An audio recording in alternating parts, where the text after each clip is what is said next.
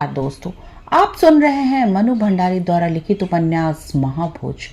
तो आइए आगे बढ़े। अभी कुछ देर पहले ही आया एक नौजवान जो मजमे के किनारे अलग थलग सा ही खड़ा था। एकाएक सामने आया और दा साहब को संबोधित करके जोर से बोला, अरे दा साहब, काहे अनौटंकी कर रहे हो यहाँ? हरिजनों को जिंदा जला दिया गया और आपकी सरकार और आपकी पुलिस तमाशा देखती रही और महीने भर से खुद तमाशा कर रही है। हुआ आज तक कुछ? मंच पर बैठे लोगों की गर्दनें आगे को निकल आईं। बिंदा आ गया, बिंदा आ गया और निकालो इसे यहाँ से, हरामखोर कहीं का। कि मिली जुली आवाजों ने माहौल में थोड़ी सी हरारत पैदा कर दी। काली झंडियां थामे लोगों ने भी दो चार नारे हवा में उछाल दिए, पर दा साहब की बुलंद आवाज ने सारे शोर को चाक कर दिया। गलत नहीं कहते हो मेरे भाई, आपके मन में जो गुस्सा है बहुत सही है। अन्याय के लिए क्रोध होगा तभी तो अन्याय मिटेगा, पर बात केवल गुस्सा करने से नहीं बनती, इसके लिए हिम्मत जुटानी पड़ती है। एक आदमी नहीं मिला गांव में गवाही देने या शिनाख्त करने के लिए। कौन देगा गवाही? मरना है किसी को शिनाख्त करके? 4 दिन यहाँ आकर रह लीजिए, पता चल जाएगा कि कैसा आतंक है। दा साहब ने बात बीच में ही तोड़कर अपने जिम्मे कर ली। ठीक कहते हैं आप, केवल गांव की ही नहीं, पूरे देश की यही हालत हो गई थी। आतंक ने गले दबा रखे थे सबके, कोई भी चू नहीं कर सकता था। हम लोग शुरू से यही तो कोशिश कर रहे हैं कि लोग दहशत से मुक्त हो, निडर बने, खुलकर अपनी बात कहें, पर अभी भी जैसे लोगों में डर है, सही बात कहने का साहस नहीं जुटा पाते। क्षणिक विराम, और अब प्रमाण के बिना पुलिस भी करे तो क्या करे? प्रमाण की ऐसी की तैसी, कौन नहीं जानता कि आग किसने लगवाई? आप नहीं जानते? फिर पकड़वाते क्यों नहीं? अभी किसी गरीब का मामला होता तो पिस कर रख दिया जाता बेचारे को। बिंदा की तैश भरी बात से मंच और मजमे दोनों में खलबली मच गई, पर दा साहब इस बार भी बड़ी सौम्यता और धैर्य से झेल गए वार को। आवाज में लेश मात्र भी आवेश लाए बिना समझाने के लहजे में बोले, नहीं भाई नहीं, यह गरीब अमीर का मामला नहीं, कानून का मामला है, और कानून हाथ में लेने का लालच मत दो। कानून हाथ में लेते ही आदमी बेताज का बादशाह हो जाता है। आप लोगों ने तो भोगा है उस बादशाह को। जब जिसकी मर्जी आई उठाया और जेल में। कोई मुकदमा नहीं, कोई सुनवाई नहीं, कोई फैसला नहीं, कोई सजा नहीं। कानून कब्जे में, पुलिस चंगुल में, जिसको चाहे उठाओ, जिसको चाहे पटको। बातों से बहकाइए मत। बिसु की मौत का हिसाब लेकर ही रहूंगा मैं आपसे, पाई पाई का हिसाब। बिंदा डरेगा भी नहीं, चुप भी नहीं रहेगा, और बिकेगा भी नहीं इन टुकड़ों से जो आप डालने आए हैं। सादी वर्दी वाली पुलिस और 2-3 लठैत बिल्कुल सिमट आए बिंदा के पास, पर इससे पहले कि उसे पकड़कर बिठाने की कोशिश करते, दा साहब ने अपनी बात से ही बरच लिया। बहुत अच्छा लग रहा है आपका यह जोश, और मैं कदर करता हूँ ऐसे जोश की, लेकिन मैं बहका नहीं रहा। दूर क्यों जाते हैं? जिस विशेषर को लेकर आपके मन में इतना रोष है, उसे क्या इसी तरह जेल में नहीं डाला गया था? 1-2 दिन के लिए भी नहीं, पूरे 4 साल के लिए। और केवल डाला ही नहीं, भयंकर यातनाएं भी दी गई थी। इस बात को मुझसे ज्यादा अच्छी तरह तो आप लोग जानते हैं। भीड़ में यहाँ से वहां तक चुप्पी। बिंदा दा साहब का मुंह देख रहा था और भीड़ बिंदा का मुंह देख रही थी। यह माहौल टूटे इससे पहले ही दा साहब ने अपनी बात शुरू कर दी। सुकुल बाबू, आप लोगों के पास हमदर्दी जताने और बिसु की मौत का बदला लेने आए थे। पूछा नहीं आप लोगों ने कि क्यों साहब? आपके राज्य में बिना कोई कारण बताए, बिना मुकदमा चलाए इस विशेषर को जेल में क्यों डाल दिया गया था?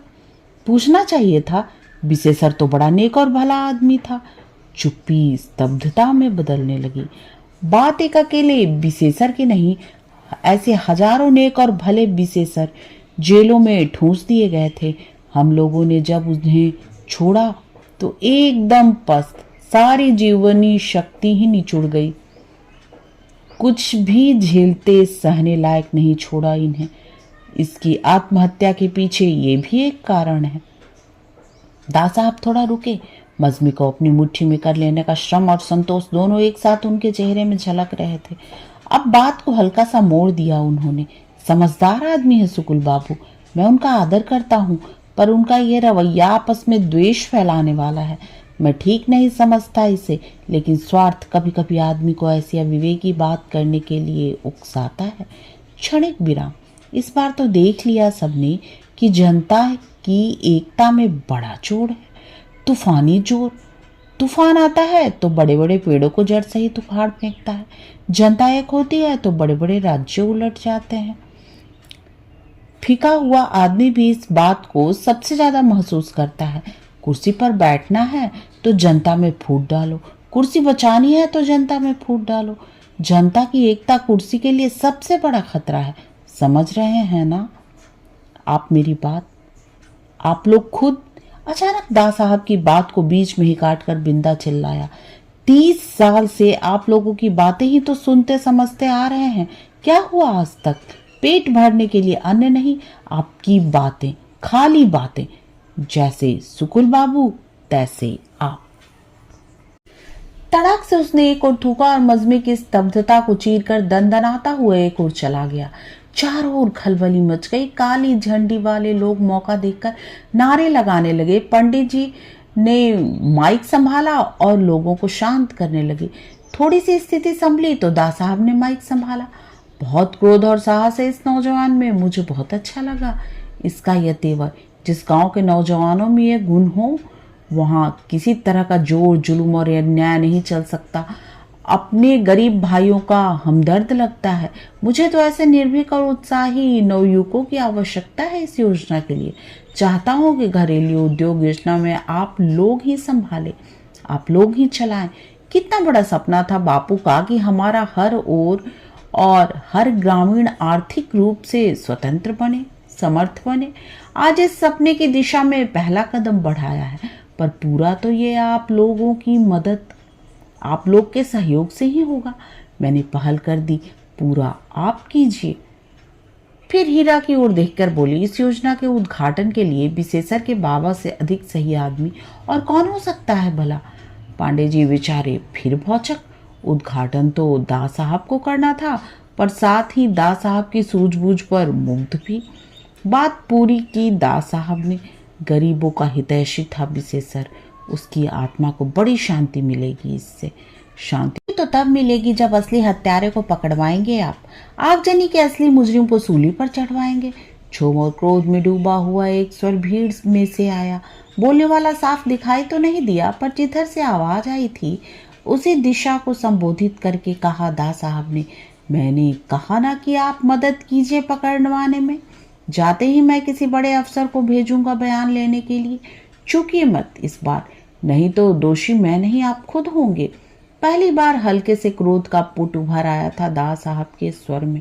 पांडे जी ने जल्दी से माइक थामकर सभा समाप्ति की घोषणा कर दी।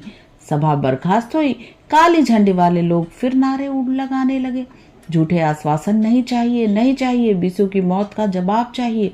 पर नारों की आवाज चारों ओर से कोलाहल में डूब सी गई। पांडे जी, दा साहब और हीरा एक ट्रैक्टर में बैठकर जुलूस की शक्ल में घरेलू उद्योग योजना के दफ्तर तक गए। मुख्यमंत्री के फंड से निकाले हुए 50,000 रुपए का एक चेक हीरा के हाथों से अस्थायी दफ्तर के एक अस्थायी अधिकारी को दिलवाया गया। पांडे जी ने अपने छोटे से भाषण में ये बात साफ कर दी कि विधानसभा में इस योजना के लिए बजट जब पास होगा। अभी तो दा साहब ने अपने फंड से रुपया निकालकर योजना का शुभारंभ कर दिया है। तालियां बजी, हर्ष ध्वनि हुई और दा साहब जिंदाबाद के नारों से सारा माहौल गूंज उठा। बिसु की मौत के जिस प्रसंग को सुकुल बाबू घर घर में फैला गए थे, वो फिर 4-6 घरों में सिमट गया और बाकी घरों में इस योजना के तहत मिलने वाले रुपए का हिसाब किताब होने लगा। तीसरे दिन ही मसाल का अंक निकला। उसके प्रथम पृष्ठ पर बड़े बड़े अक्षरों पर शीर्षक पंक्ति थी, खेत मजदूरों और हरिजनों की आर्थिक स्थिति सुधारने की दिशा में दा साहब की सरकार का ठोस और क्रांतिकारी कदम। दा साहब के भाषण की विस्तृत रिपोर्ट देते हुए बड़े विस्तार से इस योजना के हर पहलू पर प्रकाश डाला गया था। साथ ही इस योजना को अन्य प्रांतों के लिए अनुकरणीय बताया गया था। अधिकारी को चेक देते हीरा की एक बड़ी सी तस्वीर छपी थी। बगल में दा साहब खड़े हैं। चेहरे पर बापू का सपना पूरा करने का सुख संतोष छलक रहा है। पांडे जी ने गांव के घर घर में इस अंक की प्रतियां बंटवा दी मुफ्त।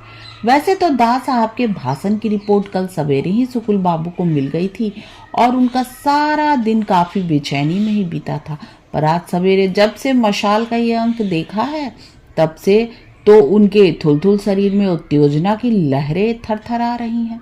उन्हें तो पूरी उम्मीद थी कि इस भाषण में ऐसा हुड़दंग मचेगा कि अपनी लाई सारी गोटे अपने ही धोती में समेटकर वापस ले जानी पड़ेगी दास साहब को। बिहारी भाई के साथ बैठकर पूरी योजना बनाई थी सुकुल बाबू ने और पिछले 5 दिनों से लोगों के भड़काने और तनाव फैलाने में किसी तरह की कसर नहीं रखी गई थी। बिहारी भाई ने जिम्मा लिया था इस काम का कि ऐसा माहौल तैयार कर देंगे गांव में कि दास साहब की सभा हो ही ना पाए। थोड़ी मारपीट और खून खराबा होने का डर जरूर था, पर यह कोई खास बात नहीं। यह सब तो चुनाव अभियान का जरूरी हिस्सा हो गया है। बल्कि इस तरह की घटनाओं से सरगर्मी और बढ़ती है, जोश और उत्तेजना फैलती है लोगों में। बस इतना जरूर है कि इस जोश खरोश को अपने पक्ष में मोड़ लिया जाए किसी तरह, और यही आश्वासन बिहारी भाई देकर गए थे। काशी तो उनका भाषण देने के बाद से लौटे ही नहीं, सरोहा में ही डटे रहे, जमीन तई कर रहे हैं सुकुल बाबू के लिए। तेज आदमी है दोनों, और बिहारी भाई को तो इस तरह के कामों में कमाल ही हासिल है। सबसे बड़ी बात तो यह है कि भरोसे के आदमी है दोनों। आंख मूंद कर विश्वास किया जा सकता है दोनों पर। सुकुल बाबू के अच्छे बुरे सब समय में साथ दिया है इन लोगों ने, और पूरी ईमानदारी और लगन के साथ दिया है। वैसे सुकुल बाबू के मुख्यमंत्रित्व काल में फायदा भी बहुत उठाया है दोनों ने, खासकर बिहारी भाई ने। पर नमक खाकर नमक हरामी कतई नहीं की, बल्कि उसकी अदायगी ही कर रहे हैं संकट के दिनों में।